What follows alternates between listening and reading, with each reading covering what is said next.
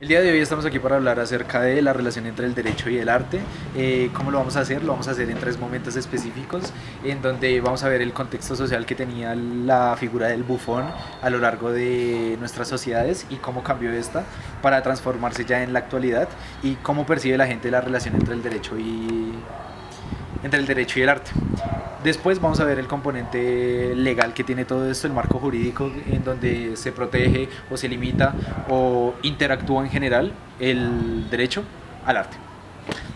Pues a lo largo de la historia se ha presentado la figura del bufón, tradicionalmente siendo esta la representación de la risa, el entretenimiento, y muchas veces, sin embargo, su papel trasciende de la simple diversión, puesto que su particular posición tomó la responsabilidad de cuestionar al poder y convertirse en el negativo de este. Mientras danzaba con delicadeza sobre la fina línea que separaba la vida de la muerte, los bufones se convertían en verdaderos acróbatas capaces de proyectar la sombra de los monarcas. Su voz, que lograba llegar a los oídos de los gobernantes, representaba al pueblo, en donde a través del arte, la sátira y las declaraciones caricaturescas exponían verdades que difícilmente habrían podido salir a la luz de una manera directa, bajo un contexto donde la crítica era guillotinada de esta manera. El bufón encarna una paradoja. Era simultáneamente un servidor y un crítico del poder.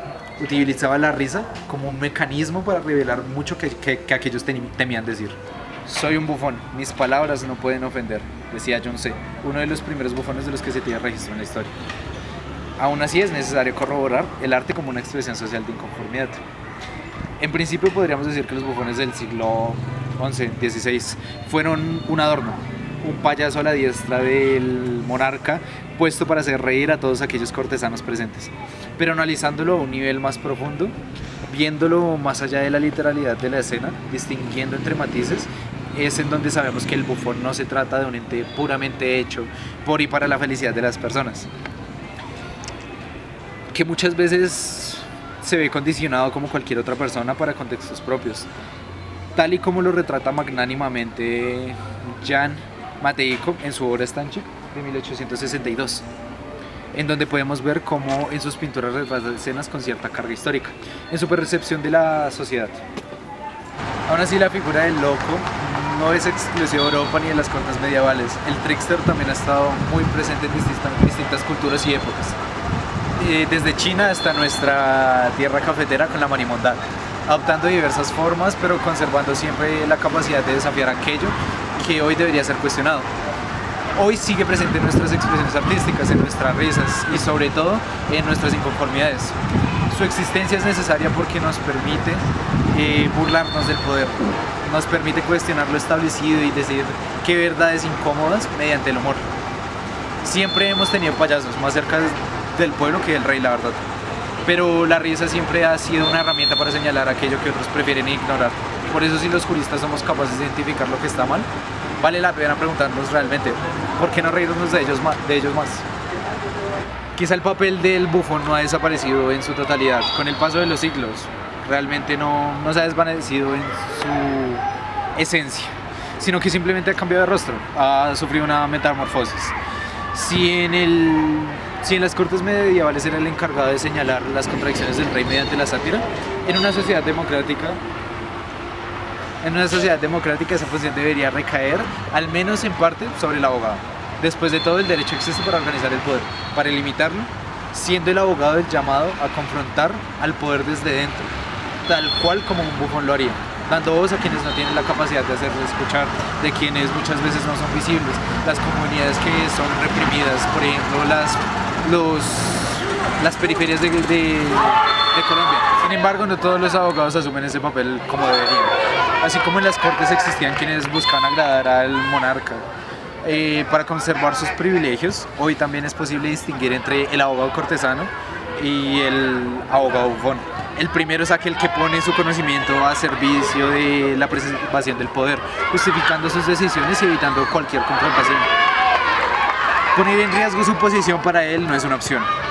El segundo, por el contrario, comprende que la esencia de su profesión realmente no consiste en solo conocer las normas y aplicarlas, en darle un enfoque positivista a las mismas, sino en realmente utilizarlas, en cuestionar las injusticias, en evidenciar las contradicciones del sistema y en defender a quienes se encuentran en una situación de vulnerabilidad.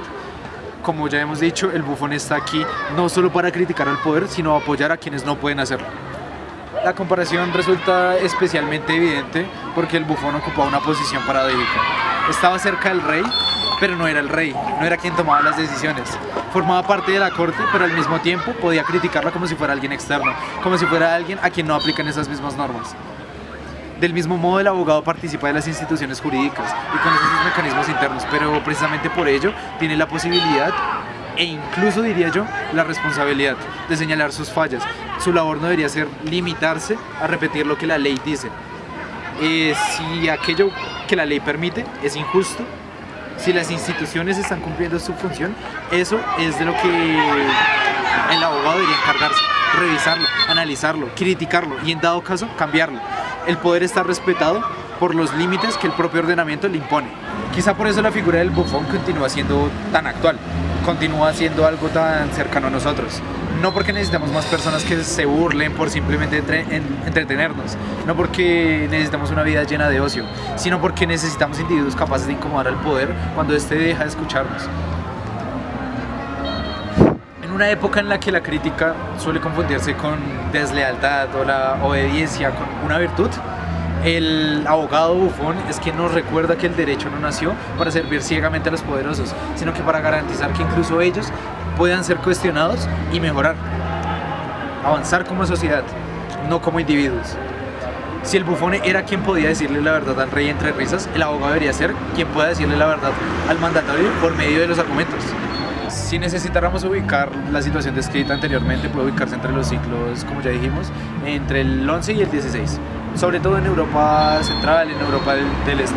Pero esta figura ha sufrido transformaciones e incluso sin ser necesariamente desde la misma fuente. Como ya dijimos, en muchos otros lugares han habido muchas otras figuras que cumplen una función similar.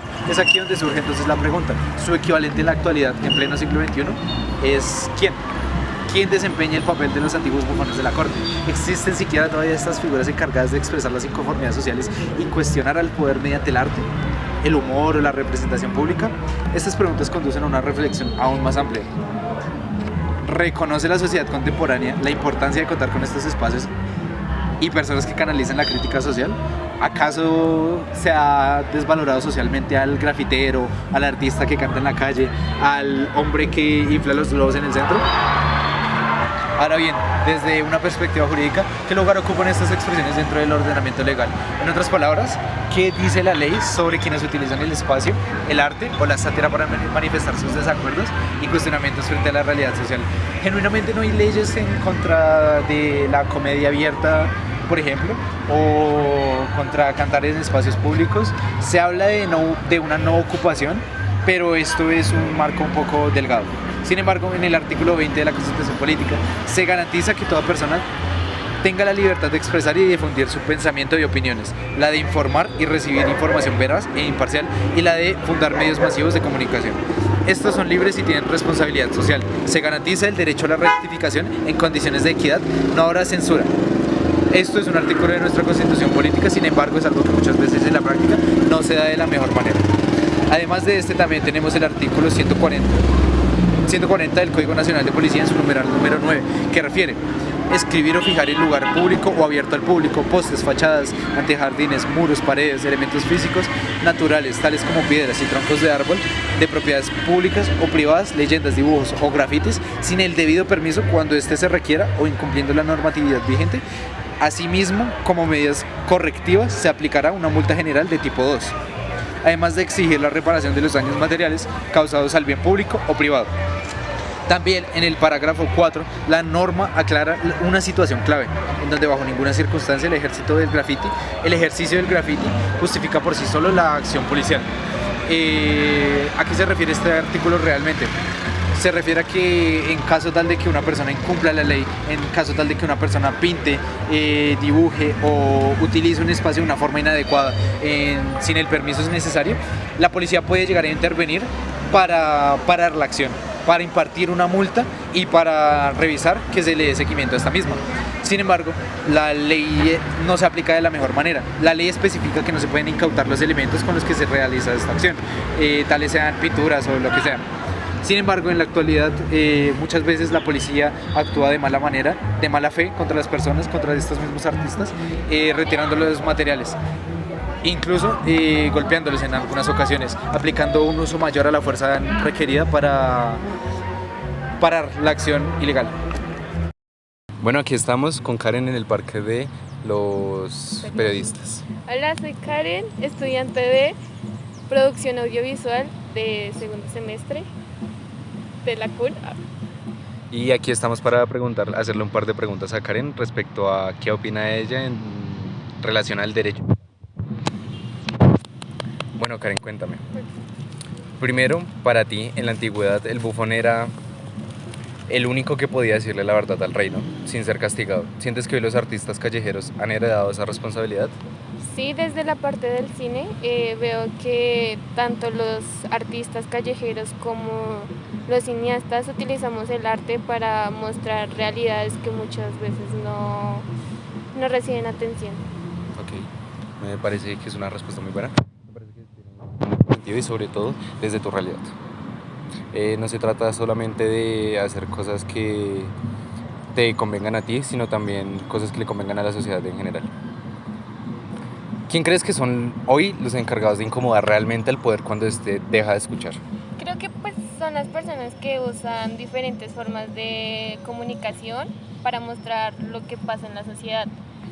Digamos, en el cine se pueden contar historias en cuestiones, pues las situaciones injustas, y pues se puede dar una voz a los que no pueden ser escuchados.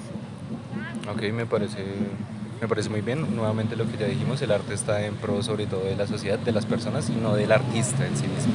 Es más importante, soy de los que piensa que es más importante el mensaje que da el artista y no el artista. Sí, porque pues, digamos, los artistas pueden mostrar diferentes, ¿cómo decirlo? Diferentes ¿Realidades? Sí, diferentes realidades, pero de una forma que expresa más en vez de, no sé, Entiendo hacer un alboroto. que lo vea más a profundidad. Sí. No solo lo que simplemente se ve, sino lo que hay detrás de eso de pronto. Exacto. Ok, me parece muy bien, me gusta. Ahora, ¿crees que hoy todavía existen figuras que usen la risa, que usen el arte, que usen el cine como un mecanismo para revelar aquello que muchos tienen miedo de decir? Sí, porque pues, digamos, las películas documentales o pues obras o hasta obras de teatro o en contenido en redes utilizan pues el humor y el arte para tocar temas delicados y pues así transmitir un mensaje sin descuidar, por así decirlo, sin decirlo de forma directa. Tratan de como expresarlo, No, pero no tan bruscamente. ok. Yo lo diría como, no creo que sea la mejor palabra, pero diría como maquillándolo, volviéndolo un poco más estético en ese sentido. Sí. No maquillándolo porque el chiste es precisamente ese, mostrar la realidad, pero sí mostrarlo de una manera que sea de pronto más digerible para las personas. Hay algo muy curioso con eso, y es que, por ejemplo, en la Constitución dice explícitamente que no habrá ningún tipo de censura. Pero ¿por qué crees que entonces el derecho le pone límites físicos en donde se puede pintar, en donde uno puede expresarse, en donde la gente puede grabar, por ejemplo? Pienso que pues pienso que esos límites pues buscan un equilibrio pues para la sociedad. Y pues uno entiende que pues la libertad es fundamental, pero pues también vivimos en una sociedad y tenemos que acoplarnos a las reglas de esta misma. Entiendo, en derecho nosotros tenemos un concepto muy curioso que es el pacto social, y es esa aceptación en donde nosotros toleramos al resto de la sociedad con la condición de que ellos nos toleren a nosotros, pero para eso tenemos que tener ciertas reglas, ¿no? De eso es de lo que se encarga el derecho. Así que a mí me gusta verlo más como el marco en donde se mueve el arte. Lo que pasa es que el problema es que en la práctica muchas veces ese marco es demasiado apretado y limita realmente al arte y no lo deja fluir, por decirlo de alguna manera. Además de eso, ya casi para terminar, las últimas dos preguntas, te quisiera preguntar si crees que existe realmente una forma correcta de expresarse o de que el arte debería ser libre, sobre cualquier limitación legal, lo que decimos. ¿Ese marco legal para ti debería existir? Creo que pues no hay una forma correcta de expresarse, pero pues considero que pues sí debe existir un equilibrio. O sea, uno se puede expresar de la forma que quiera, pero también viendo las reglas, porque pues uno es lo que uno piensa, pero también estamos en una sociedad. No entiendo. Nuevamente lo que decíamos, sobre el pacto social. Dale. Por último, hablamos sobre el abogado cortesano que protege el poder y el abogado bufón que lo cuestiona.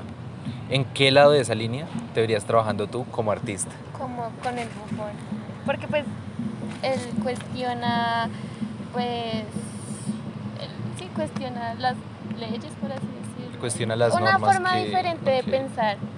Y pues yo como estudiante de cine, pues me gustaría contar historias que ayuden a las personas a ver la realidad pues desde un punto más divertido o diferente. Entiendo. Bueno, Karen, me gustaron mucho tus respuestas, me parece muy interesante tu punto de vista desde el cine.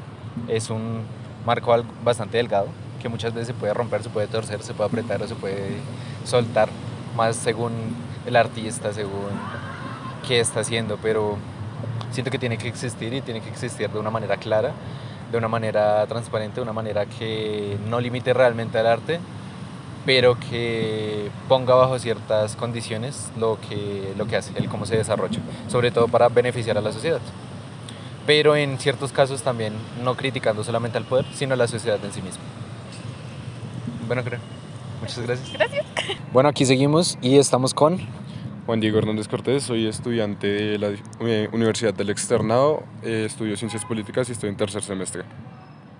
Y vamos a seguir con las preguntas. El día de hoy estamos aquí con Juan Diego. Queremos preguntarle si para él el derecho es un instrumento del poder o es un límite.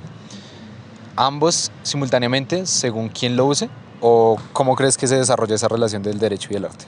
Bueno, yo realmente pienso que el derecho nació para hacer valer las normas de la Constitución.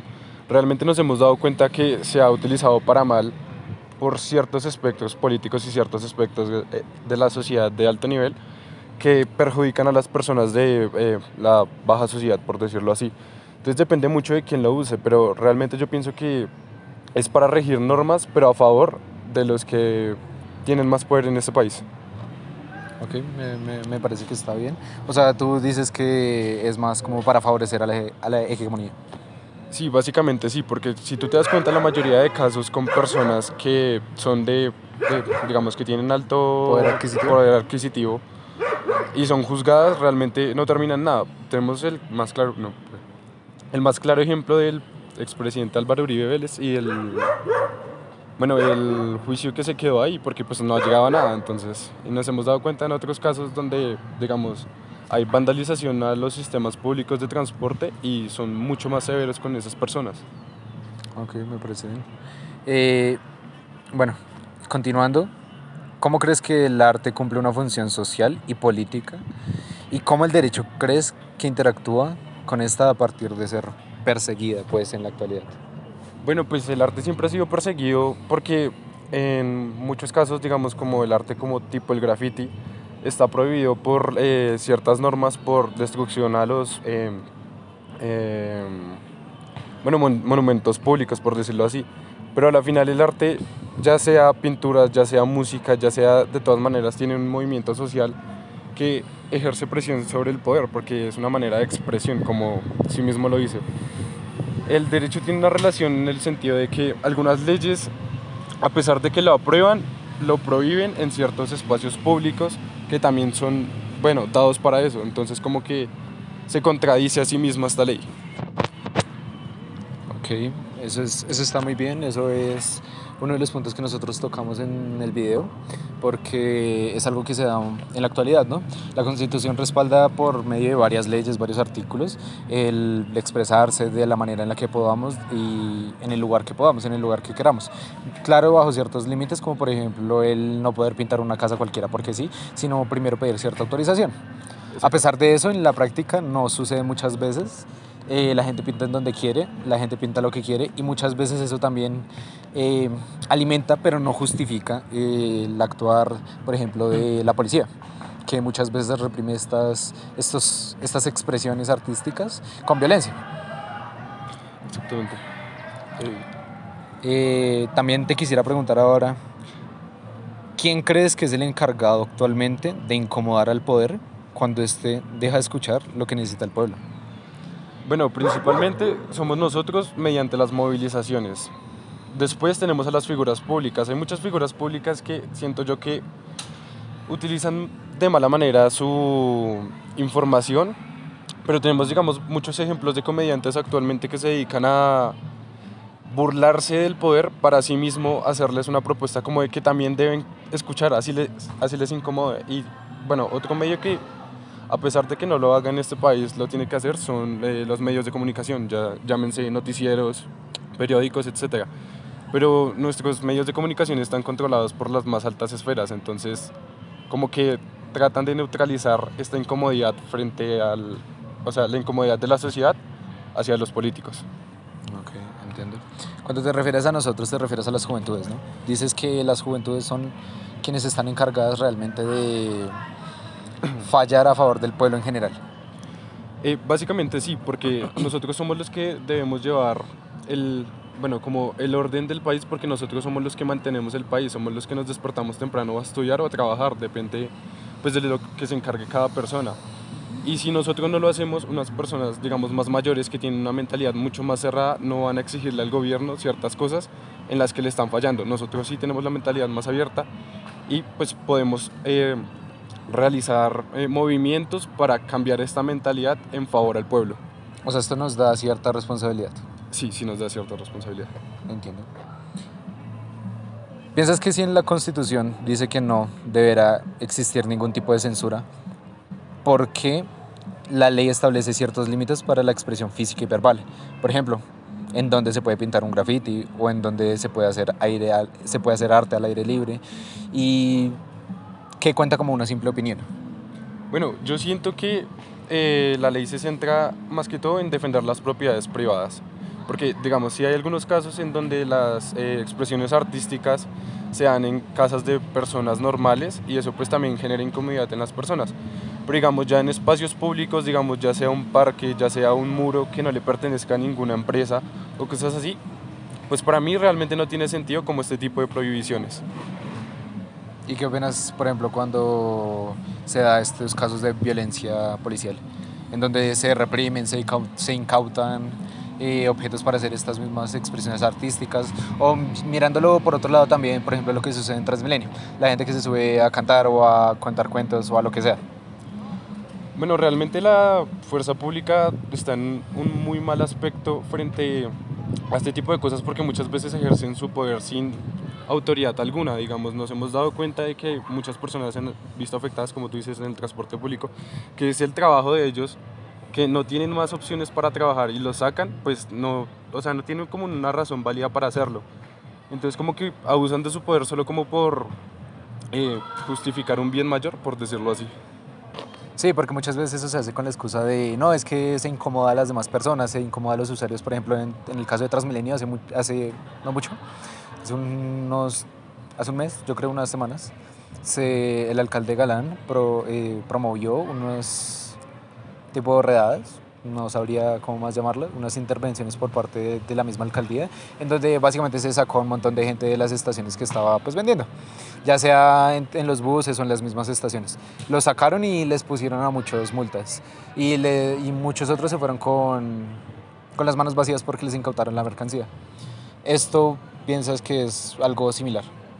Sí, es algo similar. Y lo que tú dices, y yo siento que el arte, bueno, más que el arte, las protestas en contra de alguna opinión que no estamos como en afinidad, es la idea es incomodar a la gente para que cambie ese pensamiento, como para que se pueda llegar a una solución. La idea del arte es incomodar, entonces como que traten de tergiversar las cosas, pues es un poquito complicado.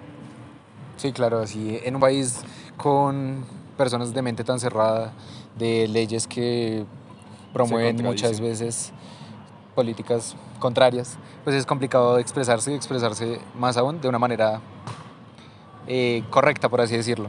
Y mirándolo por ese lado, ¿crees que existe una manera correcta de expresarse? De expresar lo que sentimos, lo que pensamos, incluso si es una opinión política de alguien que no sabe respecto al tema.